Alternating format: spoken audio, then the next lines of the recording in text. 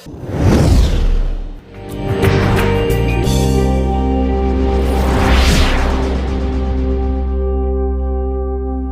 to the studio. Yes, today is still the Independence Day, October 1st, and it's still the 2020 convention, the Annual Youth Convention of the Redeemed Christian Church of God, and it's day 4. And we're just coming to the end of the morning session. So Joshua, the morning session, so how was it? The morning session was really enlightening. Yeah. Particularly that session on job application and interview ethics. You know, our facilitators shared with us how we can be better prepared to face interview panels, you know, how to package your CV, what to put and what not to put on your CV and your resume. You know, that was really enlightening for me. Yeah. That was really enlightening. Yeah, then the next one, the talk by Pastor Tapere, that was very powerful. That was powerful. Yeah, that was powerful. You know? He shared about the salt, how Christ has made us the salt of the world, you know. And then he talked about the fact that salt sweetens, salt heals. You know, it's such an amazing session. It's been an amazing session. Really, if you have missed the morning session, the best you can do for yourself really is to log on to YouTube at Rccg, Young Adult and Youth Affairs, and then just catch up with the conversation and just get yourself blessed. Yeah, you can catch up with the conversation on our YouTube channels. Like I said earlier, you can join the conversation on our social media handles, Rccg NYAYA. And yes, okay, before I move on, there was one very powerful thing Pastor Tapere talked about when he said we do not use our faith to buy cars and houses, but use our faith to change the world. You know, talking about using that which we have received in Christ Jesus for something much more, something immaterial, you know, influencing our world and ultimately turning men unto Christ Jesus. That's something that money cannot buy. Nothing. That's something that it takes only the Spirit of God to achieve. You know, it's showing us how we can begin to place emphasis and place priority on greater realities, which is in Christ Jesus. Yeah, it's okay. So after that, after this session at the studio, we'll be after this our brief time in the studio, we'll be having the agenda, and also the foundry. And those are two programs that I've been running from the beginning of the convention that you do not want to miss out on now. Yeah, the foundry, they'll be going head to head again, the different provinces, and we are gradually coming to the grand finale, which will be tomorrow. And also for the afternoon session, we're having some quickly beautiful, awesome times. Let's quickly run that. This afternoon, we will receive the ministry of the governor to the executive governor of Akwa Ibom State. You know, he'll be sharing with us on financial intelligence. And also we'll have another plenary session on light up your world. That's going to be very beautiful. I look forward to that. I anticipate that's going to be very beautiful. Thank you very much for joining us on this morning session, and the afternoon session is going to kick off afterwards, but now we're just going to move you over to the agenda. Stay tuned and stay blessed. God bless you. God bless you.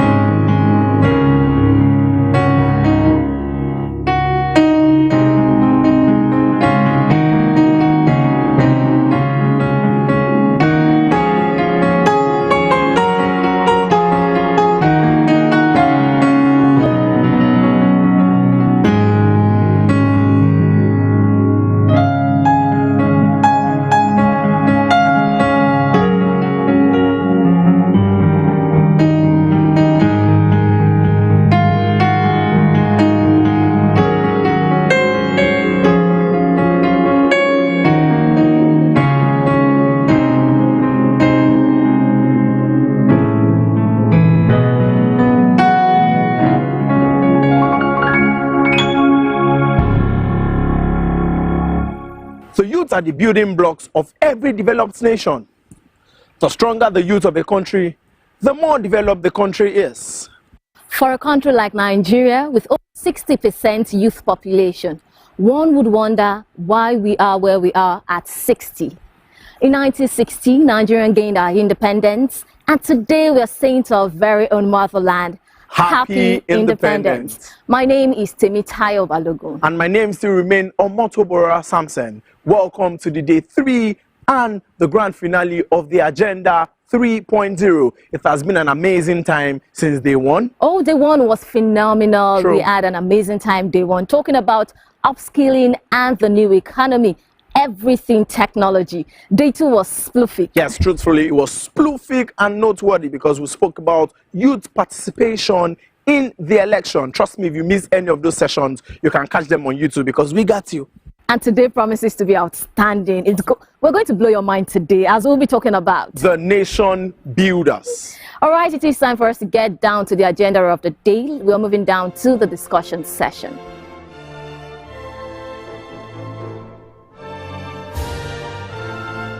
I pledge to Nigeria, my country, to be faithful, loyal, and honest, to defend Nigeria with all my strength, to uphold her unity.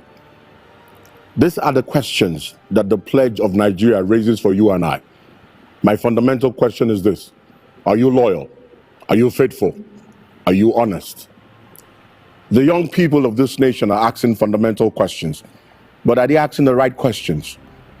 Today, in the Independence Anniversary edition of the Agenda, we are going to be asking difficult questions because we need the right answers. Wherever you are watching us at this time, you need to understand that even though we are not where we used to be, are we where we want to be?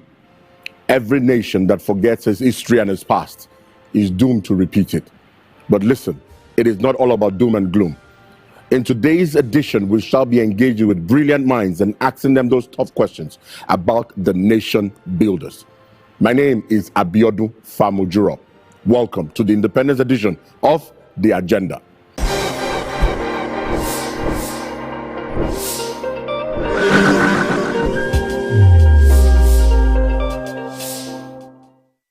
One of my panelists that will be joining us on today's edition is a very young man that has been born and raised in Nigeria, a global citizen, a recipient of over 10 awards.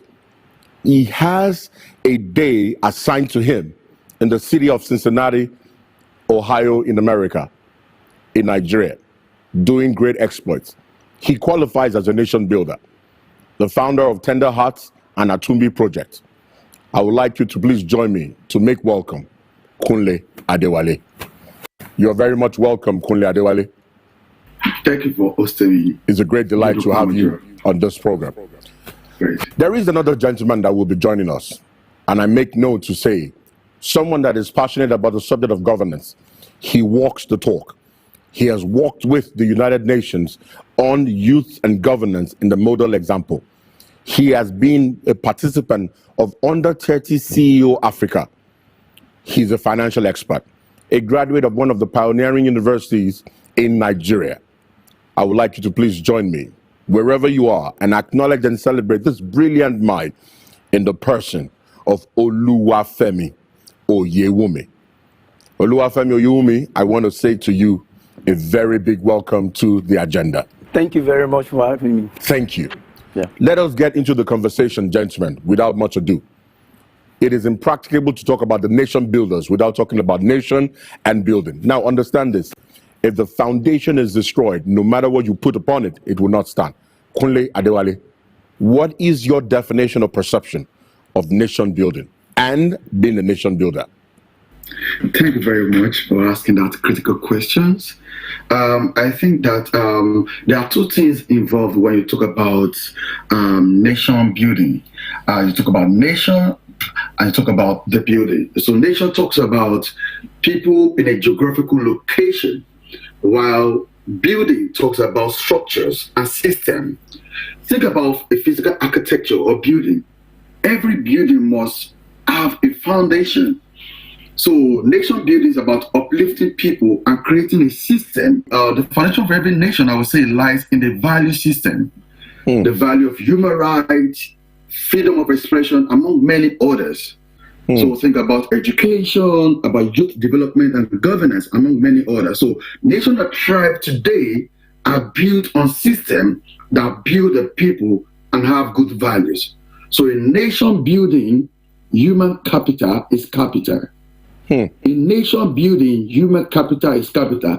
I know that there are so many nations in the world that focuses on their natural resources, but then do not focus on youth development, do not focus on youth engagement, does not focus on empowering the citizens. So I think that when you come to talk about the nation builders are people who are empowered to build the communities where they found themselves. They don't have to be working in the bank alone. They don't have to be working in educational sector alone. Nation builders are everywhere. Nation builders are citizens of countries who really have the best interest of their countries at heart, who are contributing significantly to the building of their country and also the building of the name of their country. They are image makers wherever they find themselves. Thank you very much, Kunle Adewale. I probably did not mention this to our global audience. Kunle Adewale is joining us live from San Francisco, California. Now, there is something very striking that we need to talk about here. And I'm going to engage Femi Oyumi in this. It is impracticable to talk about nation building and the nation builders where those who are meant to build the nations are leaving that nation, where we are having a massive migration of a great number of Nigerians to the Mediterranean Sea, the Sahara Desert, Libya, Tripoli, and other locations. There is a massive exodus of brilliant minds out of Nigeria going to develop other nations. Femi Oyumi, what is your take on this subject matter? If the nation builders are not around to build the nation, who will build it? Thank you very much. It saddens my heart to know that the brilliant arts are actually leaving the country. In fact, you need to ask me that, what am I still doing in Nigeria? The reason why I'm still here is because I believe there is hope for this country. It's painful to see that there is no enabling environment for the youth to thrive. Those indices are there. When you take on the healthcare, for an example, I was reading the news that was released a few days ago about the 72,000 qualified medical practitioners in this country. Half of them are practicing abroad. Why? They are not being paid salary. There is no equipment to even work with the people. And they strive to become people that can compete in the global space. And that's why they are running for the green pasture. But this is the feedback I want to give for us as a nation. We need to learn how to sacrifice to make Nigeria work. Listen to me. No one is going to come from outside Nigeria to correct the abnormalities in Nigeria. You need a Nigeria to correct the issues in Nigeria. Femi, forgive my interruption, but please, my great-grandfather sacrificed. My grandfather sacrificed. My father has been sacrificing. Do you want my children to continue in the sacrifice that seemingly is not being rewarded? I pledge to Nigeria, my country. The question you need to ask, the nation builders, do we see ourselves as Nigerians first? Or do we see ourselves according to our ethnic nationality? Underdevelopment, underemployment, no employment. You're talking about healthcare. If you're talking about 72,000, then you are telling me that 36,000 brilliant minds, well-trained in Nigeria, are excelling abroad. We're talking about the nation builders. I need to also get us into the place. I need your solutions. We need to prefer solutions, because those who are acting and saying, look, we've sang this song for too long. This is our 60th year. We need to come up with creative, radical, aggressive solutions. I want to hear something from you that will shift the mind. And please understand this. Hope is an intangible commodity. We need to move from packaging and marketing hope. Hope is good, but hope deferred makes the heart sick. Tell us something. Okay, let me bring it straight to you. I've spent the last 5 years advocating for young people into governance and other areas of life. So if you look at it, I spent significant time to look at raising people in terms of financial capacity on the 30 CEO. The focus in there is that we should have people who believe in this country first. Because if you cannot fight for what you don't believe in. I see a lot of young people who only make noise on Twitter, who only make noise around them. They talk without action. What do we need to do differently at 60? We need to be involved. When you talk about sacrifice, the sacrifice I'm talking about is not just making, a lot of policies, just talking about policies. We need to be involved and make our government accountable. How do we do that? There is one of the movements I'm part of recently. And what this initiative is doing is it picks the budget and the manifesto of each of the local governments and then follow through to see that those things they said they are doing are actually being done. Because you know what? When the project is not done, they take the money and keep it for campaign of election, which reduce the chances of the young people even to contest election. So if you have a way to make them accountable, you check them. And it's very unfortunate when you look at the media. You see other things striving and trending. Why we don't talk about the real issues affecting us in the country? Holding the people in power, accountable for what they are doing. So we need to think differently at 60 to begin to look in depth. We need to get involved and not just talk. We need to action those things. It's very funny if you ask someone in your local government that who is the councillor, they don't even know. If you see them coming out to say we are buying bread, you look at COVID-19 we just finished. They are bringing a representative is buying bread, palliatives and all that. Is that what we really need? Have you asked him what has he done in the last 1 year? He has been in that position. That is not happening from the youth. Youth needs to step up their games and take this battle to those who are sitting in there if you want to get to where we desire. A passionate conversation. I'm going to come to you, Adeboye, but I need to ask you a question. Femi is speaking about the young people getting involved in governance, asking the leaders questions and holding them accountable. Is the challenge of Nigeria's nationhood leadership or followership? I need you to answer that question because you made reference to human capital, you made reference to value system. Because I need to share something with us, and we are all aware of it. Presently, right now, ongoing in the nation Nigeria, or about just rounding off, right? Just about rounded off, a program that gathered and garnered a lot of engagement with young people who are voting on the social media space. But this same number has not showed up for elections. This same number is not voting in elections. This same number is not asking the difficult questions. But on social media, they are legends, they are icons, they are titans. They are doing things. Is our challenge with nation building and nation builders the subject of leadership or followership?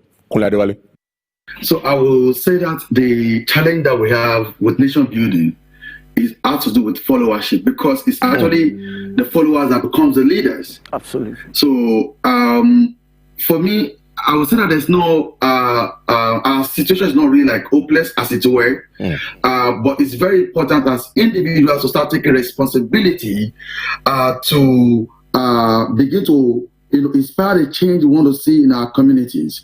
We are looking for saviors, but the saviors we are looking for, we are that savior.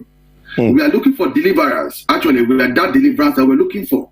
So as young people, we need to start thinking inward and thinking of ways to bring forth solutions that can really help us to navigate various challenges that we are actually experiencing in our communities and around us. For instance now, so being born in Nigeria and understanding the healthcare system. So of course I visited like several hospital space and looking at how the environment is. As an artist, I asked myself a question: what difference can I make? I think if you start asking that question, what difference can I make? I think we'll start seeing the difference we want to see in our community. We'll start seeing the difference we want to see in our country. Leadership begins with you. It does not begin with the politician. You are a leader in your own place. You are a leader in where God has assigned you. I will say this: be a king where God has commissioned you to serve. Be a king, be a person of authority, be a change maker where you have been positioned. Whether you are a classroom teacher, whether you are a sweeper, whether you are a driver, whatever position you occupy, change begins in that place. Change does not begin when you are elected as a public official. No, change begins even at home, as parents. Even as parents, what kind of values are you instilling in your children? What kind of value are your children embracing? So we must think about leadership from the home front. Teach a child the way it should go, so that when it grows up, it will not depart from it. So let's think about leadership in terms of the home front, and leadership begins where we are. So be a king where you have been positioned to serve. All right. Stop thinking about traveling abroad. Change will not happen abroad if it's not happening where you are. The world you want to change begins where you are. The world you're looking for is where you are today. So before you become a councillor, before you become a local government chairman, before you become a governor, before you become a senator, what are you doing for your community? What are you doing for your neighbors? If people around you cannot feel your impact, then you don't have business with leadership. Okay. You don't have business with governance, because if you cannot govern yourself, then you cannot govern anybody. Very well spoken, Mr. Adeboye. Now, we need to say something very important. Some persons have said that if a man is hungry, he can be easily manipulated. I said it some time ago, that an hungry man is a man that is open to manipulation. We're talkable, because when you tell someone to become a change maker or to become a change agent or a nation builder, he tells you, I do not have the resources. I do not have the wherewithal. I do not have the capacity. So if Nigeria as a nation, our debt profile is rising. A lot of people are disillusioned. People that said years ago, I will stay with Nigeria, I will do everything I can, they are looking for the next flight out of the nation. What are you preferring? I'm going to come to Femi Yuma, and I'm going to come back to you, Kunle Adewale, because look, the agenda is not an esoteric conversation. It is a practical application engagement that is meant to redefine the nation as a whole. From changing the narrative to beyond rhetoric, now we're talking about the nation builders. This is the 60th anniversary of Nigeria as a nation. It's a diamond anniversary, but it's very important. The communication in the logo says together. And the question is, if we keep talking about togetherness, when are we going to talk about promotion of the rule of law? When are we going to talk about freedom of expression? When are we going to talk about infrastructural development? When are we going to talk about the change that connects to the man in his locality and the smallest of space? I need to ask you, starting with you, Femi Oyewumi. You've been in governance. You've been part of it. Not too young to rule, right? Was part of the campaign you worked on. But Femi Oyewumi, let us call a spade a spade. Some persons are not too young to rule. They got on that platform. Are they representing us well? Do they qualify as nation builders? And some persons are saying, in the not too young to rule, I cannot rule. I cannot run. I cannot serve. Not too young to run. I cannot serve because of certain factors. Give us your point. Okay, let me approach it this way. I want to benchmark our country, the current state we are, with a country like Botswana or Rwanda. Botswana.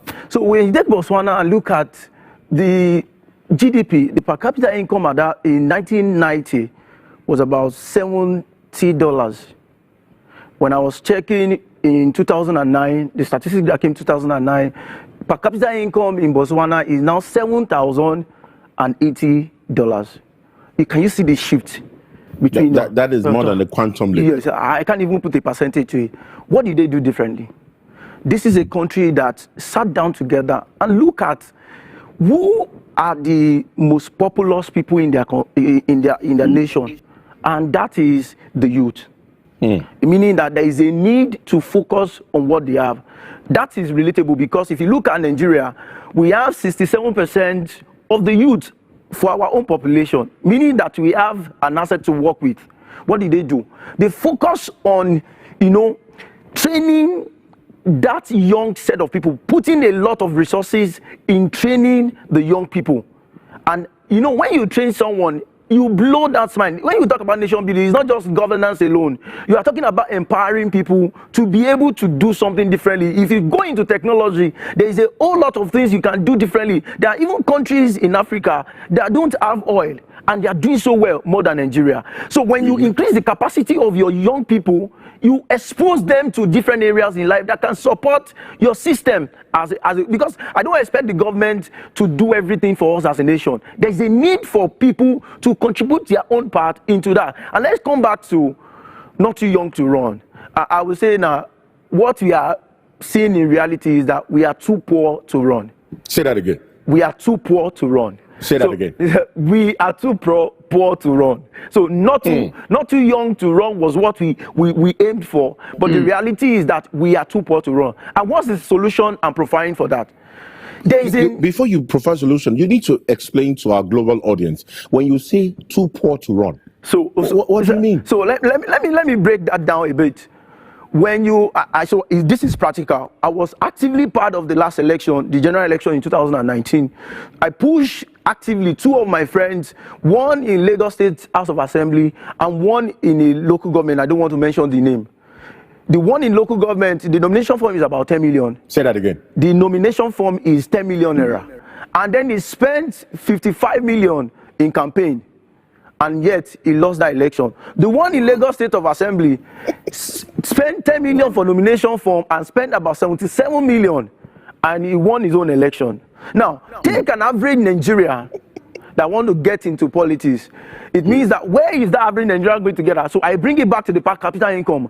When you have a youth who are hungry, they will go to do anything. What do we need to do differently? We need to get ourselves into collaboration. See, you are working, you want to fight against a system that's been for 60 years, and you want to run. If you run alone, you may run fast, but you are going to die. But if you want to really go far, we need to run together. Collaboration is the new competition. We need to get ourselves together. People in technology, people in banking, like Ule shared, people in that sector, we need to come together to collaborate and empower our people. The same people who are young. I mean, we have 67% voters, 67% of people, young people who have registered voters. It's just getting those 67% to go and vote for the right person. But how do you get their mindset? You need to educate them. You need to let them know the power they have. You hear a lot of people, even the average Nigerian, you hear average youth of Nigeria say, my vote doesn't count. That is a big lie. You need to let them come to a place to understand that that vote really counts. And you get them out. Like you are saying, they are more interested in reality shows, but they are less interested in the realities of who controls their destiny. So there is that huge gap of ignorance. You may be nailed, you may have BSc, but you may be ignorant of the realities of what is going on in governance. So we need to get our people aware. We need to engage them. So what I'm doing differently currently is that in my own community, I'm empowering those young people that will become problems to us in our community. And when they see that you are genuinely caring about them, I mean, I don't have a lot of money to share, but I show love and passion and help those people. You are getting them off the numbers that the politicians will come and use. Femi Oyomi, passionate communication. Thank you, sir. From that. Kunle Adewale, art and medicine, pioneering. What are you doing differently as a nation builder that will encourage and challenge somebody? So for me, my area of expertise is in the area of using art for well-being and area of using art and creativity to inspire social change in Nigeria. Presently, I founded an organization called Art and Medicine Fellowship Program, which brings professionals and students from different spheres of life to collaborate and think of ways of changing the way our healthcare system is. And presently, we have the largest practitioners of art in health network in Africa, presently located in Nigeria. So for me, just like Femi have said about collaboration, I actually have that in mind, that change will not come, or lasting change will never happen outside collaboration. Never. Never. Lasting change never comes outside collaboration, because you need allies, you need other people on board for you to be able to get that change. You actually have the mind to make it happen. So one of the things I will also say is competence. Competence is very key. Most of the crises we see today, even in leadership, for instance, like in Nigeria, I heard that recently, a few things, the increments here and there, but it seems that people are more willing to come into leadership, but they lack competence.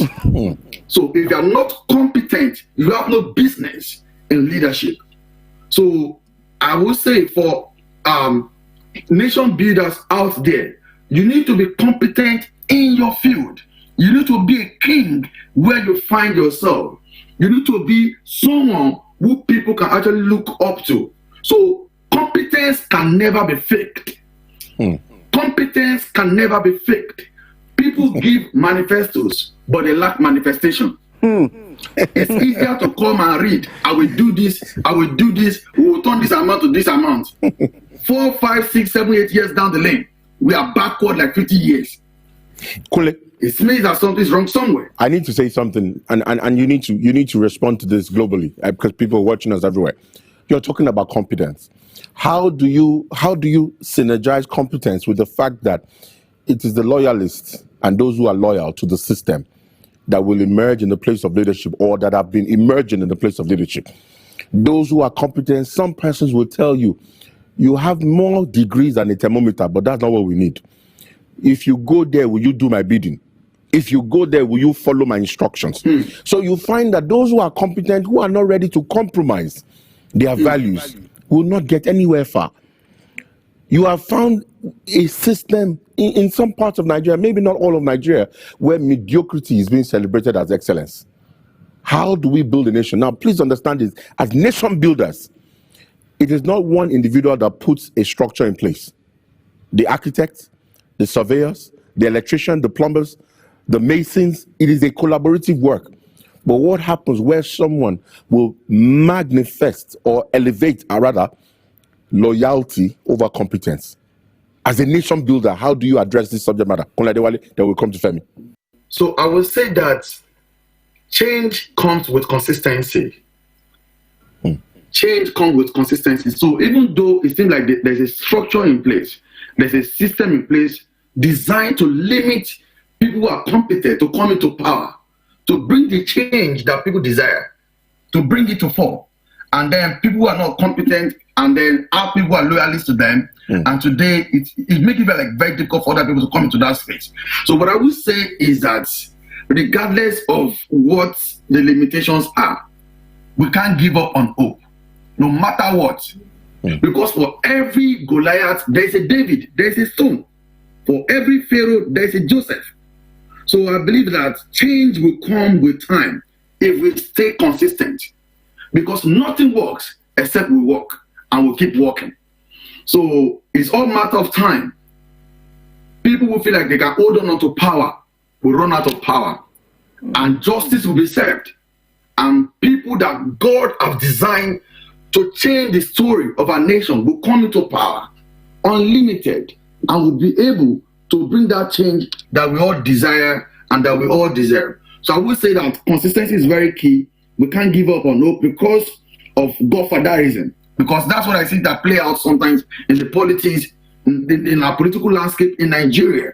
The godfatherism and people who want to remain in power for donkey years. Even though they are no longer relevant.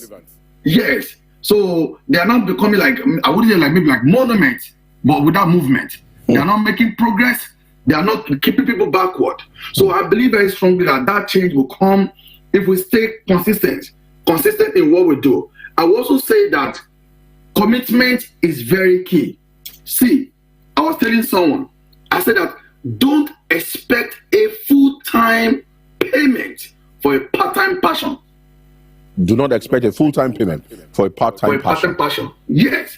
You cannot say, I'm passionate and you're part-time, you're doing it like sideways. No. It will never work. If you want it all, you need to give it your all.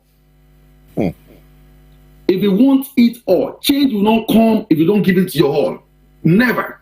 And I know that people today, even around the world, even in developed countries, there are people who have sacrificed their blood. They have sacrificed everything they have for the countries to really enjoy the dividend of democracy or the change they desire. And for it to advance. So one of the things that we are actually experiencing is that people are being intimidated by people in power.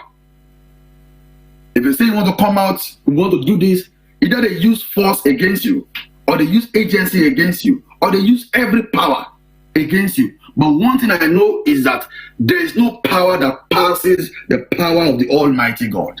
Mr. Kunle Adewale, your communication now is going into the episcopal region of pontification as a minister of the gospel. Femi Oyewumi, thank you very much for that. Femi Oyewumi. Yes. I would like to approach this from my last experience in 2019. I supported a very vibrant, young, and competent candidate. But one thing, one of the lessons I learned from what played out is, you see, the people you call young and competent, they don't have CVs to show the people of what they have done. And we need to be very sincere with ourselves.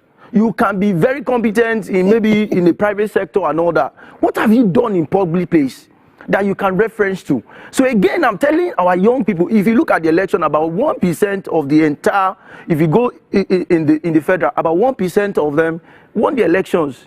And those who won at the grassroots.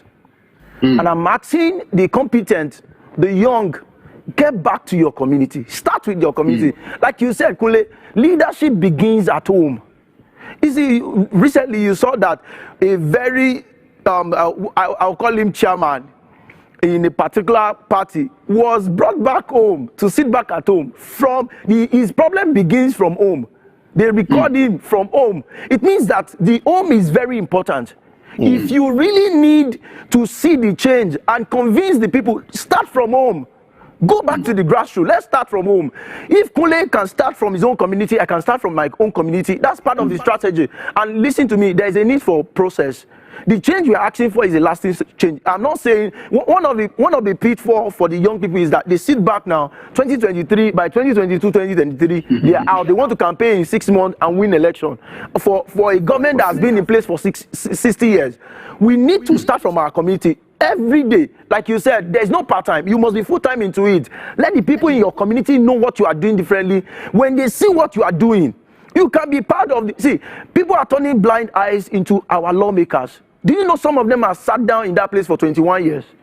Since the in the same constituency, yes, in the same constituency, and the people are chasing after governorship and all that. The people who will change the policy, the legal framework, they are going to help our nation, give an enabling environment for the youth to thrive. We are not focusing on those places. Like you said, sir, the loyalists are the ones filling those positions. Why don't you let us get back home? Fill our home. Let the people feel the impact of what we are doing at home and be part of that government at the grassroots. Soon enough, if Femi in your state is doing something differently, and Kule is doing something differently in Lagos, someone else is doing something differently in Ogun State, soon enough, when we collaborate, like I said, we are going to move those who are sitting in there. And Adiza is doing something remarkable in Kano. Absolutely. Mohammed is doing something phenomenal in Katsina. Yes. And in my Oyo State, is doing I have a speaker who is a young man. And if you need to go and read about that biography, he didn't just get there. There was something strategic about the move. If you really want to change anything, we need to be a bit more strategic. Nation builders that do not pay the price and are not ready to pay their dues cannot emerge as nation builders. So the concept of sacrifice, the concept of commitment, the concept of doggedness, the concept of saying, I will be the difference that my nation wants to see in my own little space is very important. For wherever you are watching us, this is the Agenda 3.0, and we're talking about the nation builders. I am still Abiodun Famujura. This is a call to action. This is not just a talk shop. The agenda is in its 3rd edition, starting with changing the narratives and going on to beyond rhetoric. It's the 60th anniversary of the Nigeria as a nation. It's our independence edition. And so we want to throw out a challenge to everyone watching us, listening to us. Listen, you have complained for too long. You have sat down on the side fences for too long. You have said things would get better, but you have done nothing. You have looked at those in leadership and you have said you can do better.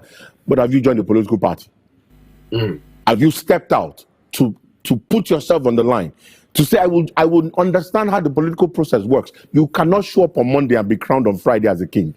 It never works. Growth without process is cancerous. And that is what many of us are looking at as young people. They are saying they will not give us a chance. Nobody will give you a chance. You will not show up as an actor if you do not climb the stage, if you do not read the script, if you do not make yourself available and tell everybody who cares to listen, I can be of service and I can make a difference. We're going to take your parting shots, gentlemen. It is a call to action because the atmosphere in the nation is a sobering one. But there are opportunities in Nigeria. There are potentials in this nation. Our infrastructure position is increasing. We're getting better infrastructurally, but I know we can do better. Kunle Adewale, Give us your parting shot as a nation builder, speaking directly to everyone that is watching you, wherever they are in the world, irrespective of the time zone difference. We know we're engaging you from California, but we need you to speak to the heart, because listen, it is those who have refused to take action that believe that talk is cheap. Some persons have spoken and they have moved nations. Martin Luther King said, I have a dream, but his dream woke up a nation. And that nation has not recovered from that statement. Kunle Adewale, what is your statement as a nation builder? To all nation builders out there, let me say this to you. In nation building, you are not a spectator, you are a stakeholder. There's something at stake if you do nothing.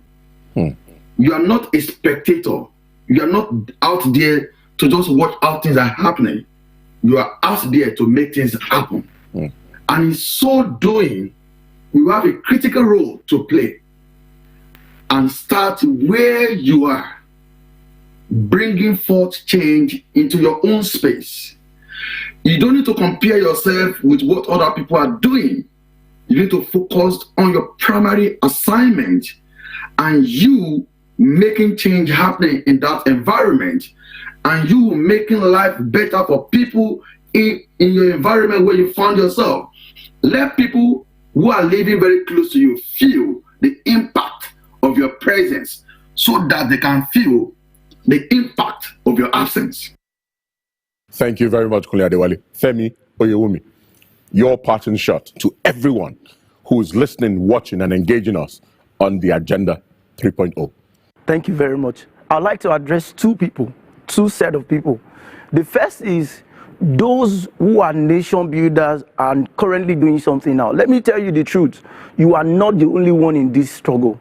We are a lot of us. Just be patient a bit more and let's collaborate. And soon enough, the change you are looking for is going to be our reality. And for those who are not doing anything, let me tell you, Nigeria will not change until you are part of that change. And if you refuse to be part of that change, what the change and the nation builders are bringing will sweep you away from what you think you have. Thank you very much. Thank you very much, Femi Oyewumi. Kunle Adewale, I want to say a very big thank you. Before we round off, please note that the agenda is a movement, not a monument. Our engagement translates beyond an engagement of this nature. It is a practical reality engagement. If you would like to be part of this, please connect with us on all our various social media platforms that are displayed on the screen. We want to hear from you. We want to get your feedback. This is a powerful initiative that stands us apart within not only the body of Christ, but representing our nation. And this is our own contribution. Kunle Adewale, I say thank you. And Femi Oyewumi, I appreciate you. For those who are watching us wherever you are in the parts of the world, I remain Abiodun Famujiro. Till I come your way, I say happy anniversary. Nigeria will get better with you as a nation builder taking action. It's been great having you on the show today. Have a fantastic day and remain a blessing. From the discussion room. Tell me, what did you learn from the discussion? You know, it was so phenomenal that I picked points from Kunle Adewale's opinion where he talked about followership being the main issue when it comes to nation building. And he said that you and I are the solution that we seek. So the big question is, what difference can I make in my nation as a youth? I'm talking about the difference we can make. Femi Oyewumi said young people should get involved in politics by asking questions. Don't just rant on Twitter, don't just make noise. Ask difficult questions from the local government level to the state level to the federal government. Let's ask questions by getting involved. However, in the course of the year, there is a platform for you already, the Get Involved Network. It is a platform for young Nigerians who are interested in initiatives that has to do with nation building. And you can make impact by joining any of the sectors from leadership to politics to social, civil, engineering, anywhere. Just join us. Kindly check the link on your screen to register. At this point, let's join hands together, get involved, and build our nation. God bless Nigeria.